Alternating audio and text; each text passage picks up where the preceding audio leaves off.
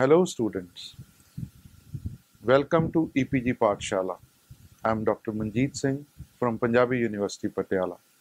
Today we are going to talk on module Recent Trends in Economic Planning from the paper Business Environment. After completing this module, the students will be able to understand the concepts of economic planning in India. Secondly, you will also be in a position to understand the major market share of Indian economy.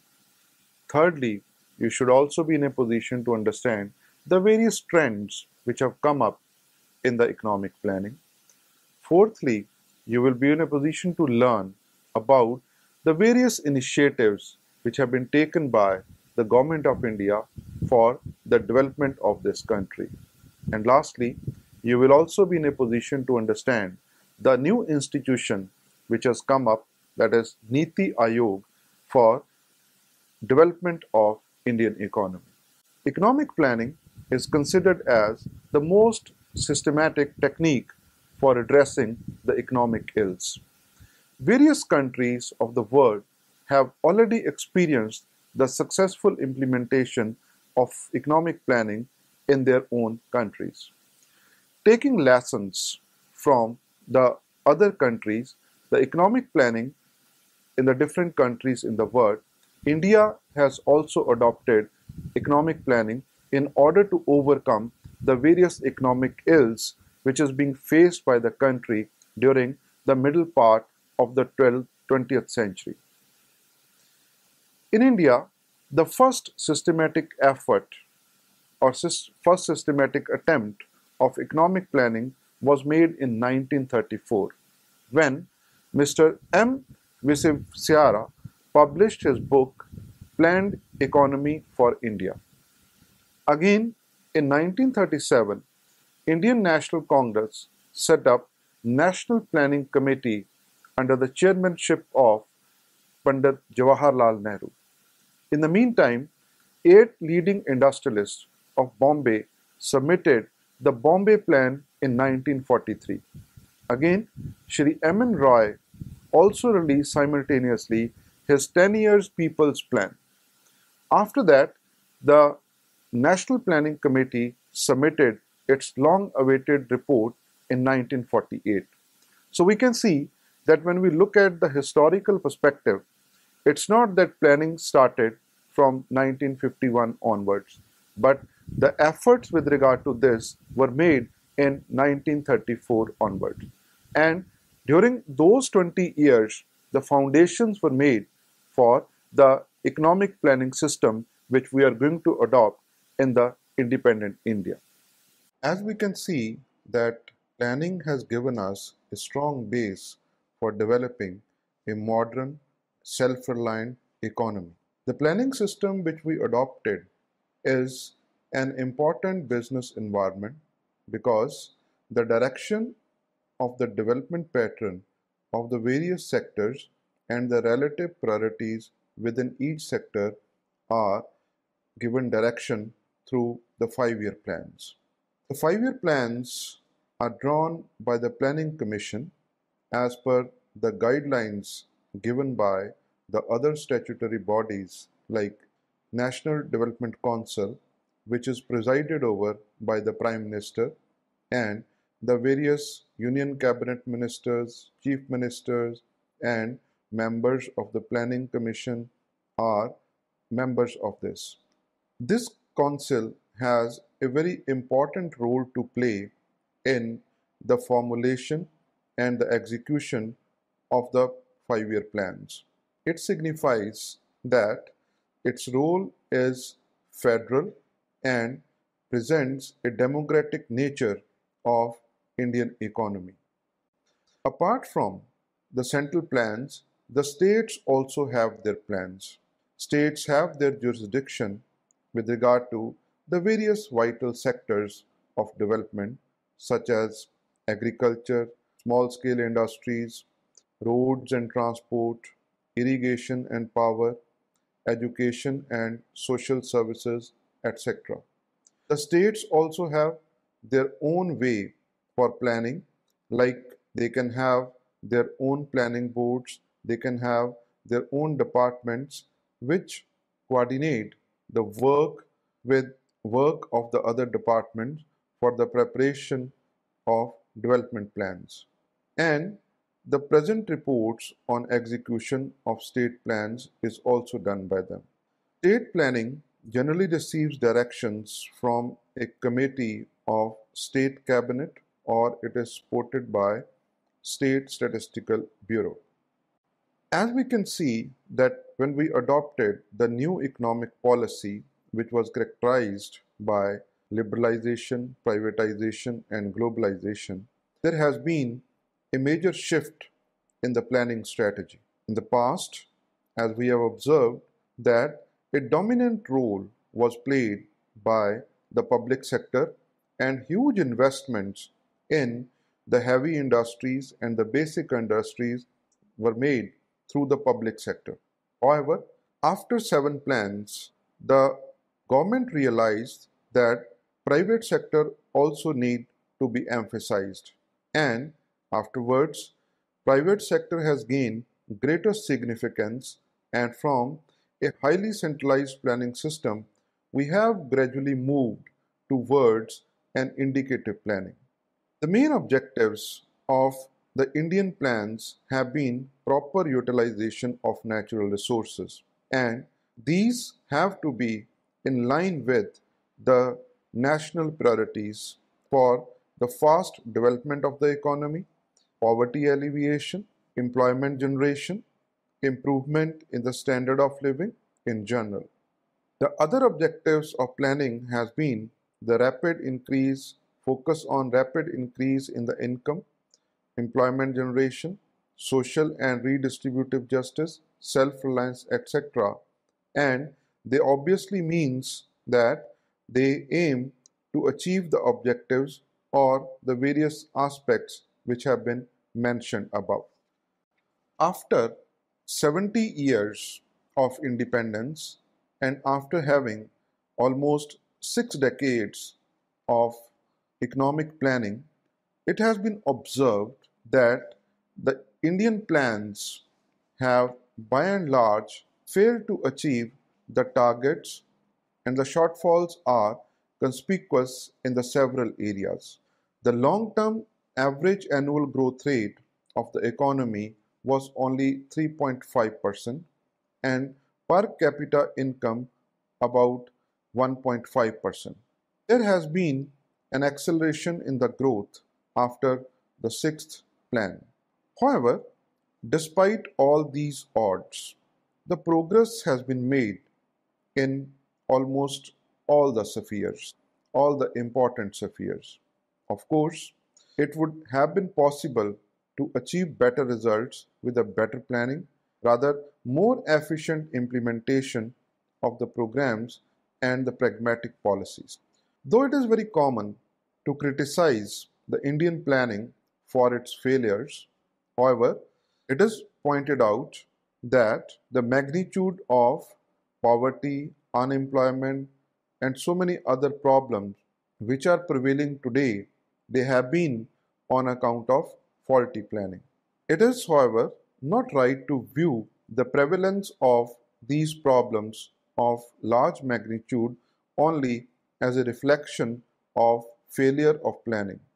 These should be viewed as alarming problems of magnitude which no other country in the world except China, perhaps China, faces. After 70 years of independence and after 6 decades of planning, we can say that Indian industry today is highly diversified, producing a wide range of products, many embodying a high level of technology. The public sector, which has been criticized because of its lackluster performance, has commanded presence and has played a pioneering role in many areas. We have a broad entrepreneurial base and ample technological and managerial manpower, but some of the weaknesses have become evident. Much of our industry suffers from high cost. There is inadequate attention on quality. We have reached a watershed in our industrial development, and we need to focus on these problems. Now we'll talk about the current scenario of Indian economy. Indian economy has emerged as fastest growing economy in the world as per the Central Statistic Organization and as per the International Monetary Fund. According to the Economic Survey of 2015-16, the Indian economy has grown at more than 7% and is expected to maintain the pace in the coming years as well. The improvement in India's economic fundamentals has accelerated after 2015 with a combined impact of the government reforms, the stability, and the prudent policies. The Reserve Bank of India's inflation focus, supported by benign global commodity prices, have also made India a destination which many of the countries are aspiring for. According to IMF World Economic Outlook update, Indian economy is expected to grow at 7.7 to 7.75% during the coming years despite the uncertainties in the global markets. The economic survey had forecasted that we will keep on growing at more than 7% in the coming years. The foreign direct investment in India has also increased from 2015 onwards after the various initiatives which have been launched by the Government of India, most specifically the Make in India program. The various steps taken by the government in the recent times have shown positive results as India's GDP has increased over a period of time. According to Goldman Sachs report released in September 2015, India could grow at a potential of 8% on an average from the fiscal 2016 to 2020, powered by greater access to banking, technology adoption, urbanization, and other structural reforms. Now let's talk about the recent trends in economic planning in India for the economic growth. Now with the improvement in the economic scenario in India, Indian government is planning for various investments in the economy which have led to the increased mergers and acquisitions activity. Some of them are as follows. India has emerged as one of the strongest performer with respect to the deals across the world in terms of mergers and acquisitions. The total transaction value of mergers and acquisition involving Indian companies stood at 26.3 billion US dollars with 930 deals in 2015 as against 29.4 billion US dollars involving 870 deals in 2014. In the merger and acquisition space, telecom was the dominant sector, amounting to 40% of the total transaction value. Also, the private equity investments increased 80% year-to-year basis to 1.43 billion US dollars. Total private equity investments in India for the 2015 reached to a record high of 19.5 billion US dollars through 159 deals according to the PwC report. According to World Bank, India's per capita income is expected to cross rupees 100,000, that is 1,505 US dollar in financial year 2017 from rupees 93,200 1,431 rupees, and if we convert it into US dollar, it is 1,403 US dollars in the financial year 2016. Numerous foreign companies are setting up their facilities in India on account of the various government initiatives like Make in India, Digital India, and so many others.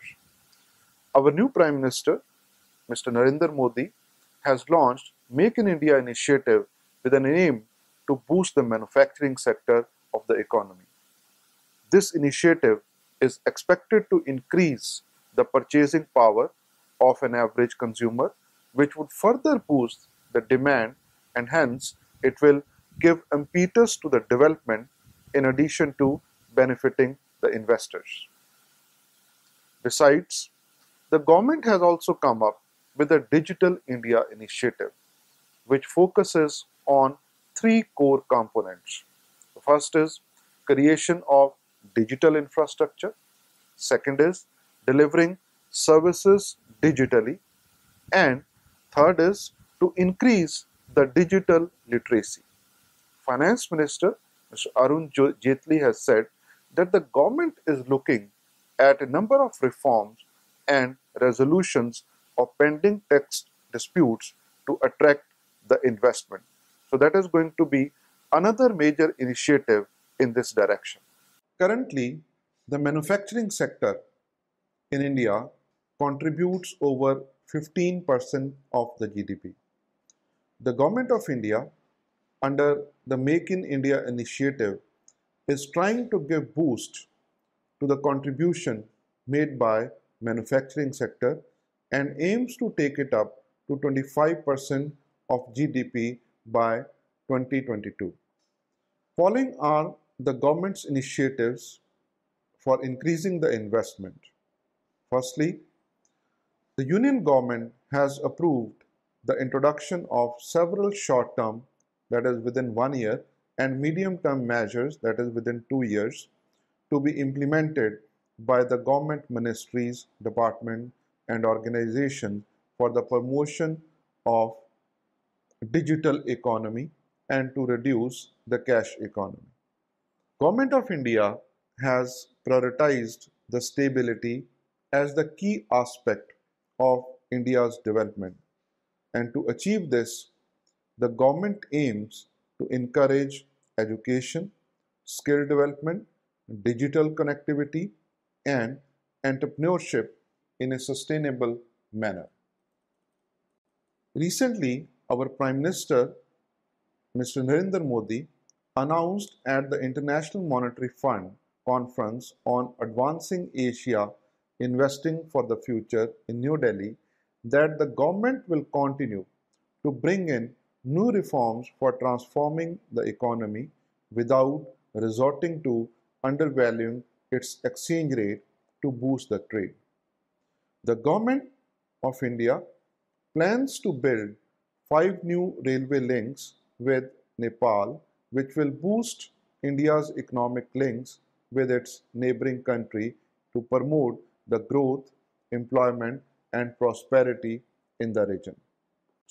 The Cabinet Committee of Economic Affairs has approved the allocation of coal linkages for the non-regulated sectors such as cement, steel, aluminium, and other sectors through the route of e-auction to be conducted in April 2016, which is expected to bring transparency in the allotment process and to ensure all market participants to have a fair opportunity to secure coal for their operations.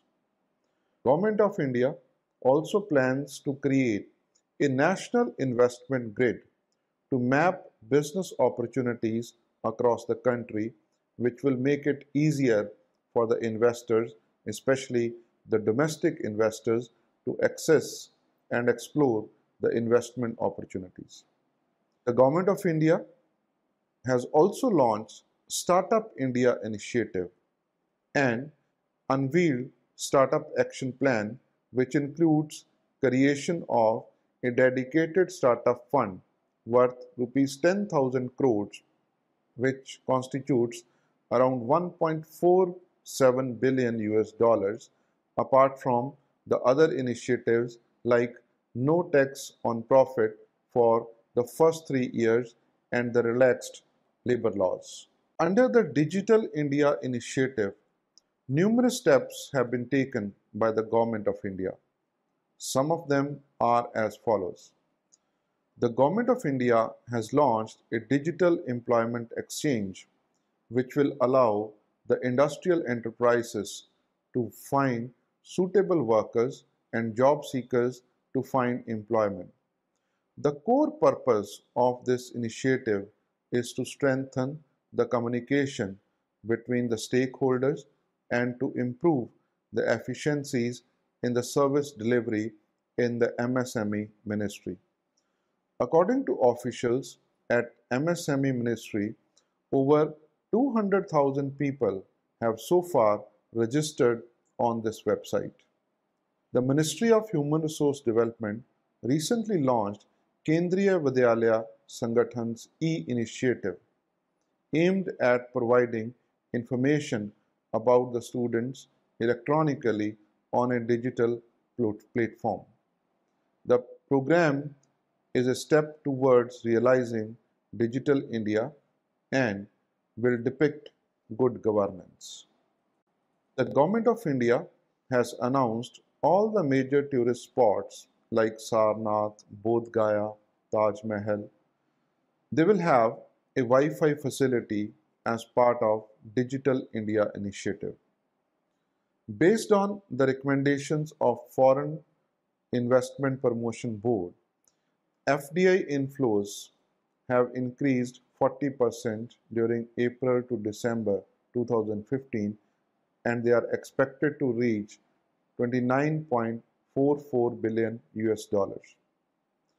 The Government of India has also launched the initiative to create 100 small cities as well as Atal Mission for Rejuvenation and Urban Transformation for 500 cities with an outlay of rupees 48,000 crores, which approximately is around $7.47 billion, and rupees 50,000 crores, that is 7.34 billion US dollars respectively. Smart cities are satellite towns of larger cities which will consist of modern infrastructure and will be digitally connected. The program was formally launched on June 25, 2015.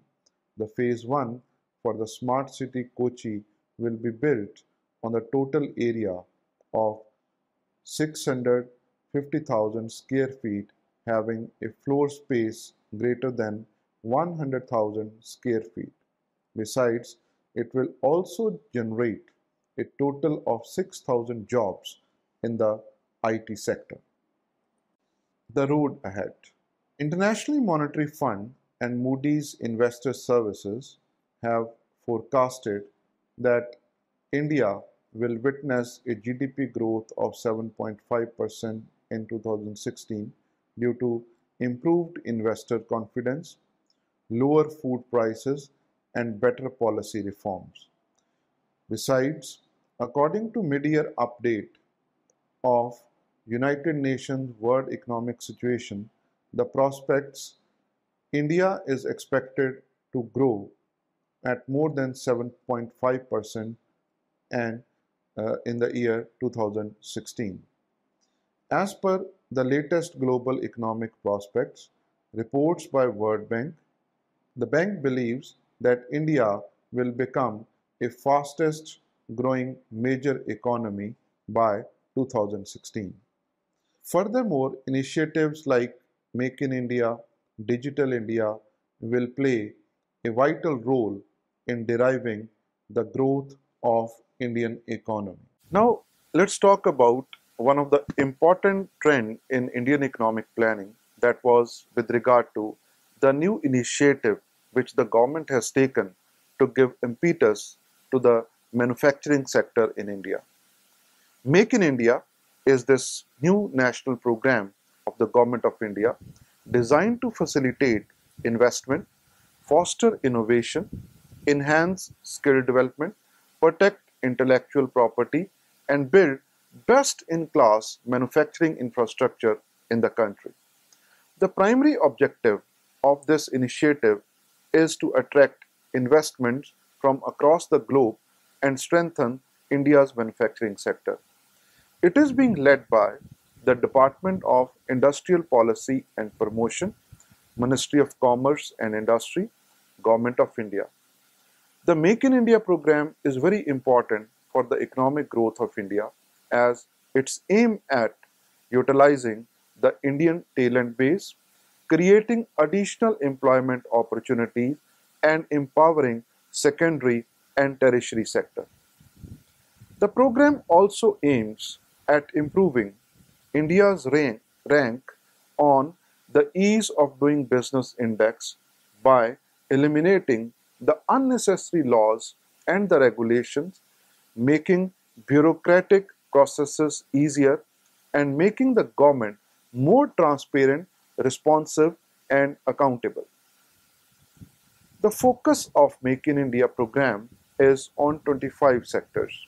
These include automobiles, aviation, chemicals, IT and BPM, pharmaceuticals, construction, defense, electrical machinery, food processing, textiles and garments, ports, leather, media and entertainment, wellness, mining, tourism and hospitality, railways, automobiles, renewable energy, biotechnology, space, thermal power, roads and highways, and electronic systems.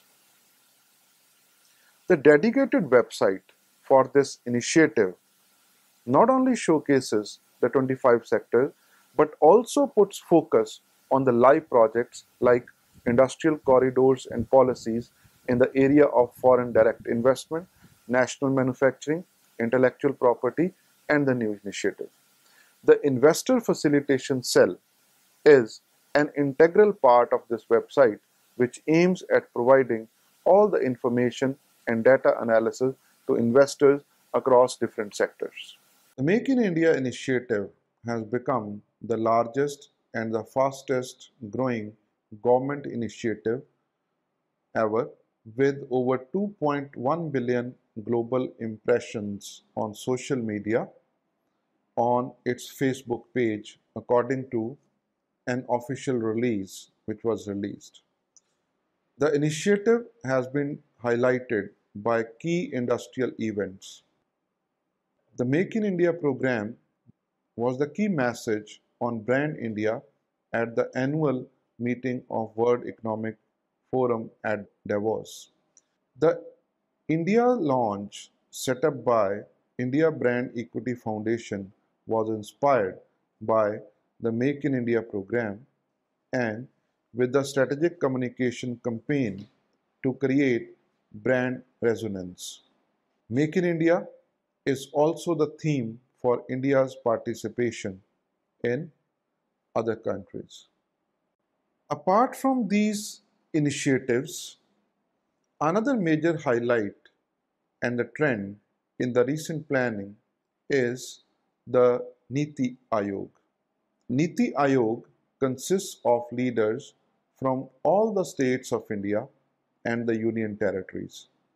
Prime Minister of the country will act as a chairman and all the full-time staff members and a deputy chairman, chief executive officers and experts of the states will be answerable directly to the Prime Minister of India for this initiative. The new National Institution for Transforming India will work just like a think tank or a forum and implement and execute programs by taking the advice from the states along with them. This is in sharp contrast with the defunct Planning Commission, which imposed 5-year plans and allocated resources while running the roughshod over the requests of various states. The NITI Aayog will also put an end to the slow and tardy execution or implementation of policy by fostering better interministerial coordination and better center-state coordination. It will help to evolve a shared vision of the national development priorities and will foster cooperative federalism, recognizing that strong states make strong nations. Now, dear students, let us now try to summarize what we have learned from this module. As we have observed that during last 70 years of economic planning, the major changes have taken place. Earlier, the focus was on public sector and other priority areas, whereas now we have seen that the focus is more and more on the private sector. Though India has emerged as one of the fastest developing economy in the world, but still there are many areas where we need to work upon. And looking into all these aspects, the government has launched the new initiatives which are in line with the new economic planning initiatives. One of that initiative is Make in India initiative, which aims at enhancing the share of Indian manufacturing sector to the GDP to the tune of 25% in the next 10 years. It is, in fact, long overdue to emphasize our manufacturing sector, because when the manufacturing sector is developed, it creates lot many job opportunities. And when we look at India's youth and India's young population, if we want to sustain our development, then emphasizing on the manufacturing sector is the need of the hour. So that's why the government has launched this particular project, this particular initiative, so that more and more jobs can be created. Secondly, this initiative will also bring in more and more FDI so that the much needed capital can be attracted to foster India's growth. Third aspect is that with more and more information technology coming up and giving breakthroughs in the various spheres of the development, the government of India has come up with the various digital initiatives. And in the Make in India initiative as well, when the smart cities will be created, more and more research and development and innovation can be fostered, which can give India an edge in the years to come. And to do all this, the government has also come up with a new system of development, and the Planning Commission has been replaced by NITI Aayog, which will give more innovative concept of participative decision making for the planning process. Thank you.